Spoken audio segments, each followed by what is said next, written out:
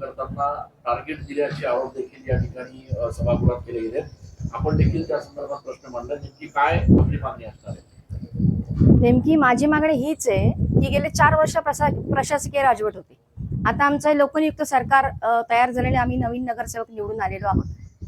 तर मागच्या 4 वर्षात ह्या लोकांनी काय केलं हे आम्हाला माहिती नाही, पण आता लोक आमच्याकडे अडचणी मांडतायत की जेव्हा घंटागाडीमध्ये तुम्ही ओला कचरा सुका कचरा वर्गीकरण तुम्हाला जर पाहिजे आहे तर तुम्ही डायरेक्ट दंड आकारण्यापेक्षा तुम्ही अगोदर त्यांना जनजागृती करा. ओला कचरा म्हणजे काय, सुका कचरा म्हणजे काय.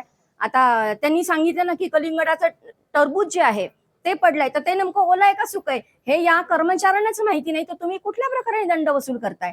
म्हणजे त्या अधिकाऱ्यांना डायरेक्ट वरून आदेश आहेत की 5,000 रुपये आणा, नाही तर तुम्हाला बडतर्फ करण्यात येईल.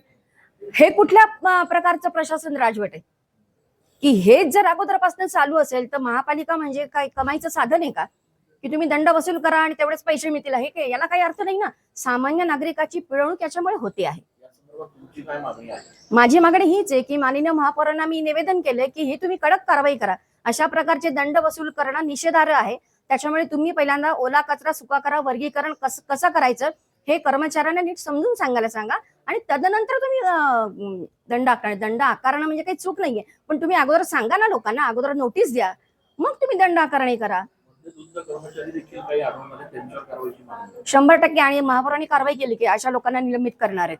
आताच त्यांनी तसा डिसिजन पण दिलाय माननीय महापौरांनी. म्हणजे दंड वसूल करताय तेच नियमात नाहीये, त्यांना ते अधिकार पण नाही असं देखील समोर आलेलं आहे. नाही, आता त्यांनी दंड वसूल करण्याचा आदेश असा दिलाय महापौरांनी की ते एसआयच दंड वसूल करतील. तो अधिकार फक्त एसआयना असेल पावती वसूल करण्याचा. आता ती पावती वसूल करायची की नाही हे मी सांगितलं की 5,000चा दंड अजिबात घेतला नाही पाहिजे. कर्मचाऱ्यांनी सामान्य नागरिकांची पिळवणूक केली नाही पाहिजे, हा महत्वाचा मुद्दा आहे.